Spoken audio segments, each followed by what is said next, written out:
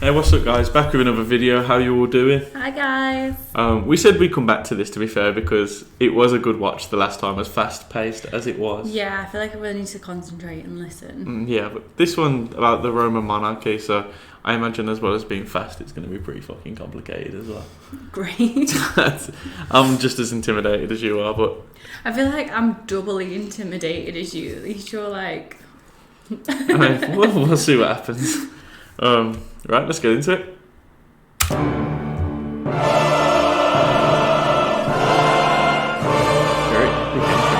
What did that say?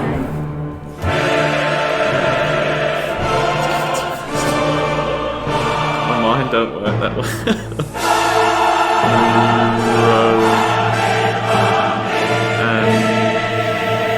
Romans.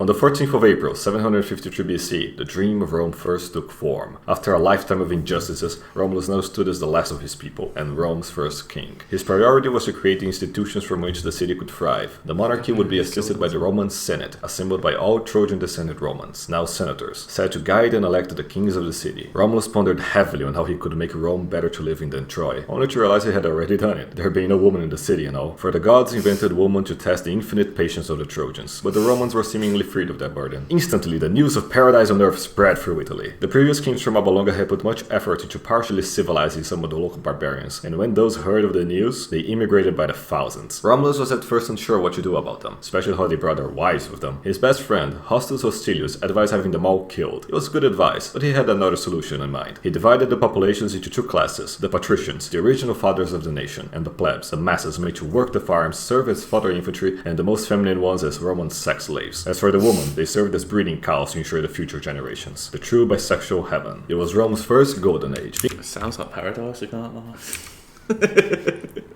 Sounds fucking great, mate. Yeah, if you didn't have to have a baby afterwards, it'd be great. Oh, you wouldn't mind getting drilled out by loads of men as long as you just didn't have a baby? And they were good looking. I just like the collar.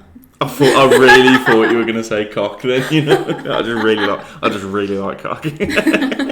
Breeding cows to ensure the future generations. The true bisexual heaven. It was Rome's first golden age. Things were going so well, Romulus threw a massive party, inviting all his partially civilized neighbors to show them the greatness of Rome. Among them the Sabines. The party was going well, until some Sabine woman glanced at Romulus and his patrician friends. Seeing such sexy men so happy as bachelors, they couldn't help but urge to ruin them. The plan was hatched. They conspired to get all the men drunk, then drag the Romans out, rape them while unconscious, got all pregnant, then woke up their Sabine husbands, saying they had been kidnapped, only to wake up the Romans, ordering them to defend the mothers of their future children. The Romans, bound by honor, crushed the Sabines in battle, but granted them mercy, even integrating them as citizens, despite the Sabine woman's cry for more blood. They were now their in-laws after all. Barbarian woman, everybody. No evil greater than that. Even so, Romulus only lamented having lost his best friend Hostus in the battle. Seeking a resolution, Romulus allowed the Sabine king to co-rule the city with him, but thankfully the fool died in a stupid ritual or whatever. But he wasn't the only one whose days were numbered. After decades of rule, Romulus had grown wary. There's only so much injustice, tragedy, and malevolence a man can take. One day, while inspecting his soldiers, a huge storm emerged, taking Romulus with it, ascending him to live with the gods as a reward for his great deeds. Romulus's legacy in Rome was vast, but perhaps his greatest contribution was the teaching of no matter how shit, painful, and maddening things get, never give up on your duty. A philosophy that served the Romans well when dealing with their wives. I'm just kidding. It didn't help at all. In this spirit, we enter the post-Romulus kings, 6 in total, only 2 of which were Roman, and only 1 of which I liked. So let's blast through it. Seeking to appease the Sabines, the Senate elected Numa to be the second king. A complete religious lunatic, but a peaceful one at that, being the tool through which the gods detailed how they wish to be worshipped. Plenty can be traced back to Numa, the Temple of Janus, the cult of Terminus, and even Saturnalia. If you're a Christian, it means Roman Christmas, so that's neat. After Numa died of boredom at the age of 80, Tullus Hostilius was elected king, the son of Holus, and a total Chad. Simply put, he admired Romulus as his hero, hating barbarians with the fury of a billion suns. He waged war on them at every opportunity, even coming to blows with Alba Longa, long since taken over by barbarians, again. Seeking to avoid much bloodshed between sister cities, the dispute was settled in a duel between 3 Romans against 3 Albans, having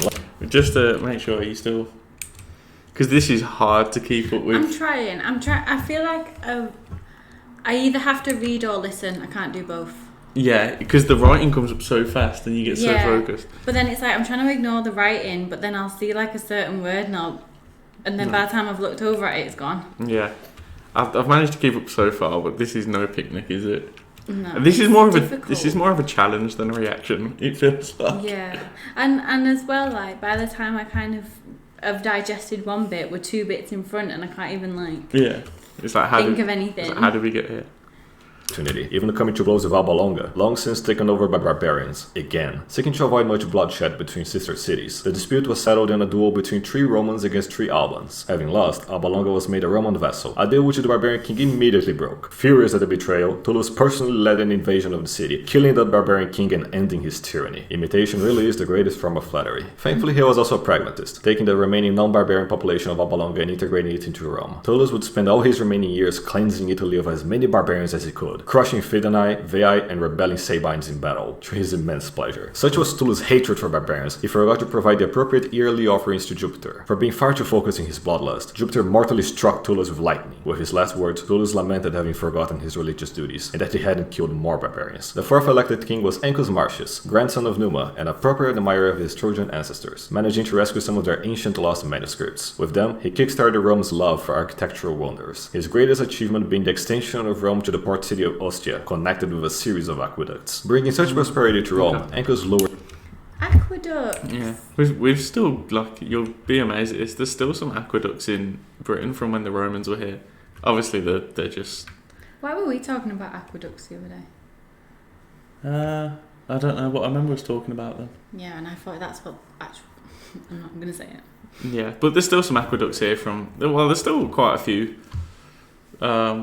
things lying around from the Romans, like buildings and pieces of architecture, and some of the roads that they built are still here and in better conditions than the one that we build nowadays. Really? Yeah. No, They just cover them up? Remember when we was in Cheshire Yeah. and them old cobble roads?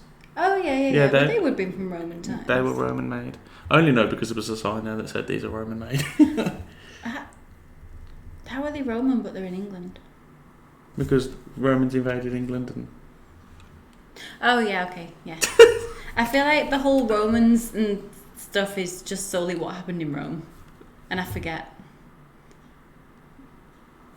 To the port city of Ostia, connected with a series of aqueducts. Bringing such prosperity to Rome, Ancus lowered his guard, committing the greatest mistake of any king until then, trusting a barbarian. An immigrant, rich, half-Greek, half-Etruscan, socialist barbarian. Yep, checks everything. His name was Tarquinius, and mere days after being named the regent of his 2 sons, the king died. Using Ancus's favor to get the permission of the Senate, he kicked the princess out of Rome, seizing power for himself. Rome was now ruled by a barbarian. May Jupiter have mercy. Not long after, the princess sent an assassin to kill Tarquinius, shoving an axe into his head, Trotsky style. A socialist death to a socialist rat. Shame that his barbarian wife was there when it happened, covering the situation for long enough until her relative Servius Tullius took over. Now, it could have been much worse, as Servius Tullius was secretly one of those barbarians who had been forcefully civilized by then. His such proved to the Roman people that at least some barbarians were able to repent. As king, he conducted a census of the city, assigning taxes and positions more fairly, actively defending the city from actual barbarians, personally invented the concept of a sentry, and later on building the Servian walls, further protecting the people. So concerned was Servius to live up to the Roman standards of a king that he did everything in his power to secure prosperity, even giving his daughters in marriage to Tarquinius' sons. Tarquinius the Younger, later known as Superbus, and Tullia Minor, a basic cunt. Both being the unrepentant barbarians that they were, they murdered their spouses, got married, and started plotting to usurp the king. Hearing about the rumors about Superbus and Tullia, Servius went to the Senate, finding Superbus sitting at the throne. He had Servius seized by his bribed plebs, murdering the king and throwing his body out to the stairs and into the streets, where his own daughter trampled over his corpse, unlawfully proclaiming Superbus the new king of Rome. Now you believe what I said about barbarian woman? This trope isn't going anywhere. So now we have Superbus seizing power by force, rolling with an iron fist, purging those who question him, using indiscriminate violence and oppression on innocents, you know, barbaric stuff. Fast forward enough years, and Superbus used Rome's strength to claim leadership of the Barbarian Latin League, using their combined armies in a campaign against other barbarians, in an effort to make Romans forget that he is one himself. After endless battles for no good goal, the Romans were just sick of it all. 3 generations of barbarian rule will do that for you. Yeah, service was okay, I know, but the people yearned for true Romans to retake power. In their infinite patience, the patricians played along, until this happened. This creature is Sextus, Superbus' son. Not only was he an insult, good-for-nothing, fat, ugly barbarian retard, but he had this autistic wish to revenge his barbarian ancestors from when their princess was kidnapped by the vile Trojan prince. Yet another barbarian lie that has persisted through the ages. Go watch Troy if you want more indoctrination. For his revenge, he chose to target the most beautiful, intelligent, and virtuous patrician woman of all. Luckily for him, he managed to eavesdrop on his cousin Collatinus, while discussing who the best woman of Rome was. learning of his patrician wife, Lucretia. And the thing with Lucretia was that she was able to transcend her female limitations in such a way as to employ all the virtues her Roman ancestors fought for, yet remain in the height of feminine beauty. Convinced of his target, Sextus sneaked into Collatinus' tent, finding Lucretia doing her womanly chores. At first he tried to seduce her, which failed, then he tried rape, which also failed, then personal threat, another failure. Lucretia was at least 10. I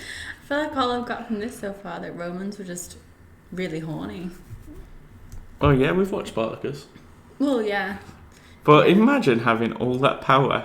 Like, I'm not saying there's a particular skill set you'd need in order to rape someone, but if you was like king of Rome, you feel like you'd be more inclined to get away with it. Or at least succeed. Like this. Not even that. I feel like you wouldn't... Who would reject you? Well, if you're ugly, I don't think women would care. Well, You could just turn around, though. you're just open for anyone, aren't you? It's just, you can just turn around. Is that what you're doing with me? Not me, personally. I meant, like, back in the day, was it not like a... Because they were all so, like, into each other. Was it not just, like, a status thing? You'd be like, I had sex with the king. I mean, you don't fancy him, but... You're going on like it's a village of 10 people. And the king's the 11th person. Oh, I've had sex with him. Fucking hell. And 1,000 leagues above Sextus in every way, nothing could break her Roman spirit. But then it clicked. After thousands of years of Darwinian evolution, the barbarians had finally adapted to their civilized rivals, figuring out the best way to hurt a Roman is to target the people closest to them. In her case, he threatened to tell everyone that she had betrayed Collatinus with a slave. Lucretia couldn't let his husband be humiliated like that. With no other choice, she conceded. The crimes committed on that tent compare only to the rape of Troy itself. I can't draw what happened for legal reasons, so let your imagination run wild.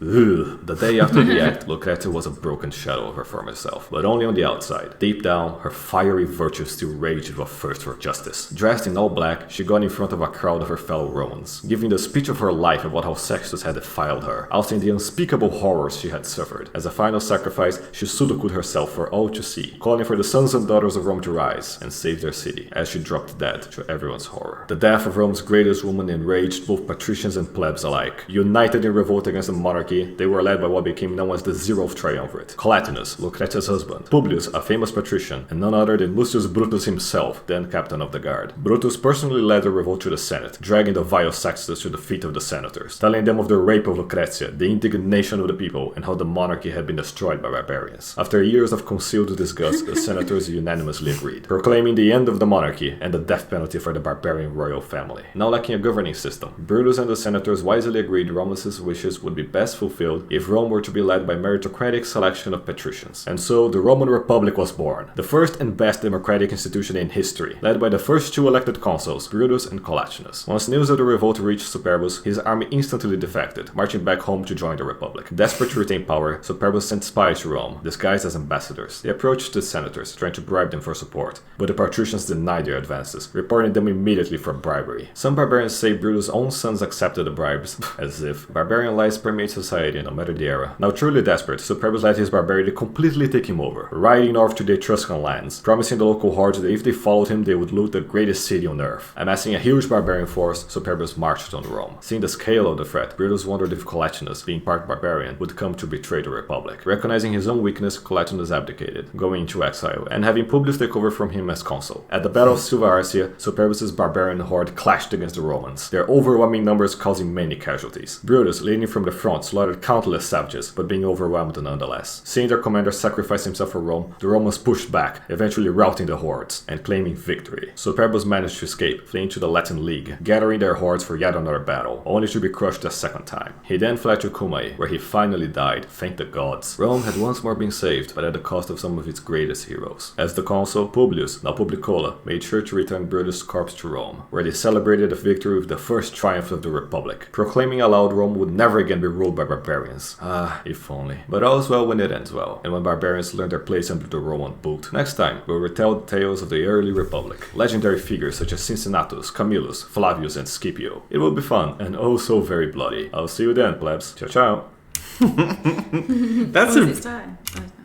That's a brilliant video though, isn't it? The way he edits it and that. I like the video and I like the animations. I'm not gonna lie, when I think about ancient Rome, I never really think about the time in between Remus and Romulus and it being the Republic that it is. like with the Senate intact and everything, and never really think about the time period in between.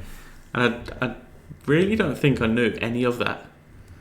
I didn't know any of that. Yeah, just because whenever I learn anything about Rome, it's when Rome was already established and, invading Europe and taking the Mediterranean. See, when I think of Rome, all the things that I know is just about, like, gladiators and all that kind of stuff. But you know that, like, Rome had, like, an empire around Europe. Like, was it like, obviously I know that Romans were first, but it's like Vikings, they just went to other countries and took over. yeah, but they done it in, like this was the Roman Empire. So okay. they started there, they took the... Oh, they did it all, really? Yeah, so the whole Mediterranean was under Roman control. Okay. You never knew that? I'm not trying to insult you. No, I just thought that Romans lived in Rome, and that was it. And then when you said before about the roads and stuff being in England... But you never knew... I don't know. You never knew England was, like, controlled by the Romans for, like, hundreds, maybe 1,000 years. I don't think so. Yeah, they were, like, here. They were here for so long that when they left, people begged them to stay. Really? Yeah. Romans always seem cool when you watch things like Spartacus and Gladiator and stuff. That's why, like, in the series Spartacus, when... is it Glaber? When he's on about he's like trying to fight Mithridates to the east and he wants to push his Romans. Is that in the later series? No, like in the first series when he recruits the auxiliary that recruits Spartacus and his men. Yeah. And Spartacus wants him to push all the tribes around here, but Glaber tells him to go fight the Greeks in the east. Oh yeah, in the after. Yeah, that's all over here. That's like during that campaign. That's it. Just so you've got some like frame of reference for it. Yeah, that's it.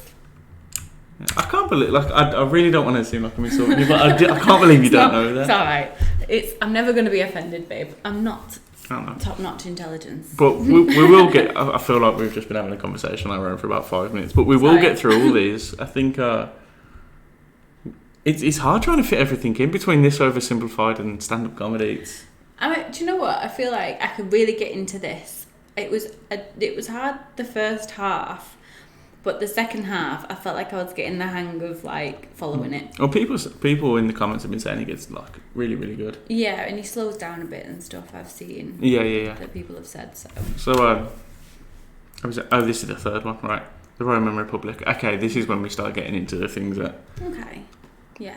You enjoying it, though, yeah? Yeah, I am. I know I'm enjoying it. I know we said that we've got a lot of stuff going on, but it is nice to break things up as well. Yeah. Like, it's nice to have a few things on the go and just do some different ones every day. Yeah, for sure. Let us know if you enjoyed that. Obviously, like, comment, subscribe, all that good stuff. And sorry, it wasn't much of a talkative through it. It was just concentrate. Yeah, you can't talk in these, and I think everyone gets that though. Yeah. Like, there's no way we could. You can't keep pausing that. Do you know what I mean? No. Mm-mm. But yeah, I appreciate you guys joining. Like, comment, subscribe, all that good stuff. And we'll be back again tomorrow. I'm not 100% sure which vid, but we will be back tomorrow. Yeah, peace out.